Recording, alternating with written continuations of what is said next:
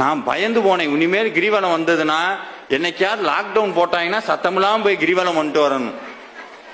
அவன் பாட்டுக்கு வரான் சார். திருவண்ணாமலையில அந்த இந்திரலிங்கத்தில் ஆரம்பிச்சானா 1 கிலோமீட்டர் பாப்கார்ன், அடுத்த 1 கிலோமீட்டருக்கு முறுக்கு, அடுத்த 1 கிலோமீட்டருக்கு இட்லி சாம்பார் சட்னி.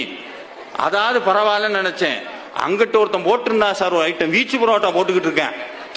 இங்கிட்டு குருமா, அங்கிட்டு வீச்சு புரோட்டா, காளான், சில்லி, சுத்தி 14 கிலோமீட்டர் வரும்போது இவன் பிரசவம் ஆகிற அளவுக்கு வந்துடுறேன். சுத்தி முடிச்சு வந்தோடனே எங்க போனீங்க? கிரிவலம் போனோம். அண்ணாமலையாட்ட மட்டும் பெரம்பு இருந்தது, தூக்கி போட்டு மிதிச்சே போடுவார். அப்படியெல்லாம் போகக்கூடாது. அண்ணாமலைக்கு போகும்போது எப்படின்னா, அண்ணாமலைக்கு போகும்போது சாமி சொல்லுவார், வாரியார் சாமி சொல்லுவார், நடக்க நடக்க ஒவ்வொன்னா மறந்து போகணுமா. இந்த குடும்பத்தை மறக்கணும்.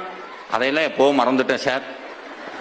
குடும்பத்தை மறக்கணும், கவலைகளை மறக்கணும், நான் படிச்ச படிப்பை மறக்கணும், என்கிட்ட இருக்க பணம் மறக்கணும். ஒரு கட்டத்துல போய் இந்த உயிருக்குள்ள உடம்பு உயிர் உள்ள இருக்க இந்த உயிரையே மறந்து அண்ணாமலையை நினைக்கிற அளவுக்கு கிரிவலம் வரணும்.